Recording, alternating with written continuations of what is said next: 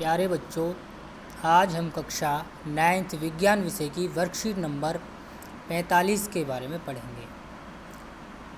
इस वर्कशीट में सरल स्थायी ऊतक पैरेन्काइमा को बताया गया है। इससे पहले हमने विभिजोतक पढ़ा था।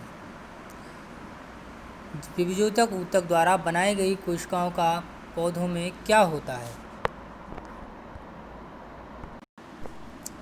विभिजोतक ऊतक द्वारा बनाई गई कुछ कोशिकाएं एक विशेष विभाजन प्रक्रिया के बाद धीरे धीरे विभाजित होने की योग्यता खो देती हैं। कुछ समय तक तो विभाजित होती रहती हैं, लेकिन धीरे धीरे क्या होता है, वो पुरानी हो जाती हैं और उनमें विभाजन बंद हो जाता है। और ये कोशिकाएं एक विशिष्ट प्रक्रिया जिसे विभेदीकरण कहते हैं के द्वारा स्थायी ऊतक का निर्माण करती हैं। जब इनमें विभाजन बंद हो जाता है तो ये स्थायी हो जाती हैं और स्थायी ऊतक का निर्माण करती हैं। इनके अंदर विभाजन बंद हो जाता है। किसी कोशिकाओं को विशिष्ट कार्य करने के लिए स्थायी रूप और आकार लेने की क्रिया विभेदीकरण कहलाती है। विभेदीकरण क्या है? कोई कोशिका विशिष्ट कार्य करने के लिए स्थायी रूप ले लेती है और स्थायी आकार ले लेती है, तो वो उस कोशिका का विभेदीकरण हो गया। इसके कारण एक सामान्य कोशिका अलग अलग आकृति आकार पाकर विशिष्ट कार्य करने के लिए ऊतक निर्माण करती है और इस प्रकार पादपों में स्थायी ऊतकों का निर्माण होता है। स्थायी ऊतक दो प्रकार के होते हैं, सरल स्थायी ऊतक और जटिल स्थायी ऊतक। पहला है सरल स्थायी ऊतक। वह ऊतक जिसमें एक ही प्रकार की कोशिकाएं होती हैं, सरल स्थायी ऊतक हो गया। ऐसा ऊतक जिसमें एक ही प्रकार की कोशिकाएं पाई जाती हैं वो सरल ऊतक हो गया। और जिसमें विभिन्न प्रकार की कोशिकाएं पाई जाती हैं वो हो गया जटिल ऊतक। जटिल ऊतक में एक से अधिक प्रकार की कोशिकाएं या विभिन्न प्रकार की कोशिकाएं सम्मिलित होती हैं। अब बात करते हैं सरल स्थायी ऊतक के प्रकारों की। तो सरल स्थायी ऊतक तीन प्रकार का होता है, पैरेन्काइमा, कोलेन्काइमा और स्क्लेरेन्काइमा। पैरेन्काइमा, सबसे पहले बात करते हैं पैरेन्काइमा की। पैरेन्काइमा की कुछ विशेषताएं देखिए क्या है। यह पौधे के आधारीय पैकिंग का काम करते हैं, अतः इन्हें पैकिंग ऊतक भी कहते हैं। क्या करते हैं? पैकिंग का काम करते हैं, अतः इन्हें पैकिंग ऊतक भी कहते हैं। पैरेन्काइमा की कोशिकाएं अक्सर पत्तियों की अंदरूनी सतह तने और जड़ के भराव में पाई जाती हैं। इनकी कोशिकाएं जीवित होती हैं और कोशिका भित्ति बहुत पतली होती है। कोशिका भित्ति बहुत पतली होती है। इसकी कोशिकाएं बंधन मुक्त होती हैं और इनके मध्य काफ़ी रिक्त स्थान होता है, जैसा कि चित्र में दिखाया गया है।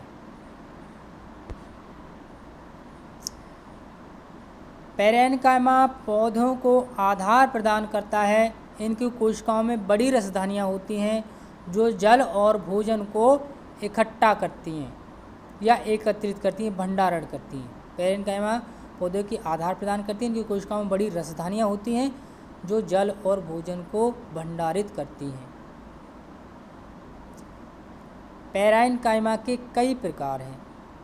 पैरेन्काइमा के भी कई प्रकार हैं। स्थायी ऊतक तीन प्रकार का होता है, पैरेन्काइमा, कोलेन्काइमा और स्क्लेरेन्काइमा। और पैरेन्काइमा भी कई प्रकार का होता है। पैरेन्काइमा, कुछ पौधों में पैरेन्काइमा में क्लोरोफिल पाया जाता है तो उसको क्लोरेन्काइमा यानी हरित ऊतक भी कहते हैं।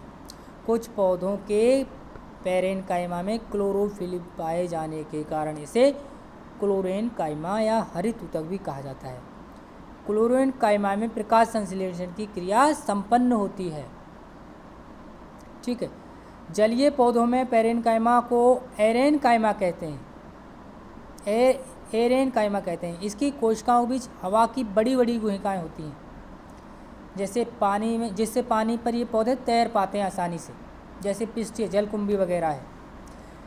इससे जलीय पौधे हल्के और जल पर आसानी से तैर सकते हैं। तो एयर भरी होती है, इसलिए इस तरह के पैरेन्काइमा को एरेन्काइमा कहते हैं, क्योंकि इसके अंदर एयर भरी होती है। और जिसमें क्लोरोफिल होता है उसे क्लोरेन्काइमा कहते हैं। ठीक है, दो प्रकार का हो गया, एरेन्काइमा और क्लोरेन्काइमा। अब इसमें कुछ क्वेश्चंस दिए हैं, इनको देखते हैं। नंबर 1, पादपों में स्थायी ऊतक कितने प्रकार के होते हैं, उनके नाम लिखिए। पादपों में स्थायी ऊतक 3 प्रकार के होते हैं, नाम है पैरेन्काइमा, कोलेन्काइमा और स्क्लेरेन्काइमा। ठीक है, विभेदीकरण की क्रिया किसे कहते हैं? जब कोई कोशिका विशिष्ट कार्य और विशिष्ट संरचना करने के लिए स्थायी आकार ले लेती है, उसे विभेदीकरण कहते हैं। जब कोशिका को विशिष्ट कार्य करने के लिए स्थायी रूप और आकार लेने की प्रक्रिया क्या कहलाती है? विभेदीकरण कहलाती है। पैरेन्काइमा ऊतक की 2 विशेषताएं तथा 2 प्रमुख कार्य लिखिए। 2 विशेषताएं ये हैं कि यह पौधों में आधारीय पैकिंग का काम करते हैं, इसलिए ठीक है।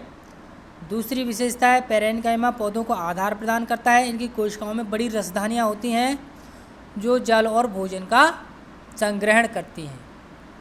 पहला काम क्या है? पौधे को आधार प्रदान करना। दूसरा काम है पौधों के अंदर भोजन का संग्रह करना है, भंडारण करना है।